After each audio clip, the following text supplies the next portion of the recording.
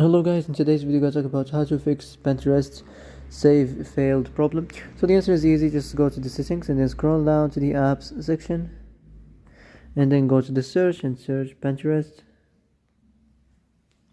and next go to the storage, and here you will find this clear cache option. Click on it. Now you can go check it if it worked, and if it didn't you can try to restart your phone or turn the Wi-Fi off and on, or the Bluetooth or the airplane mode.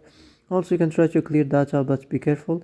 If you clear data, all the Pinterest data will be deleted. This includes all files, the settings, the accounts, the databases, etc. So be careful if you want to clear your data.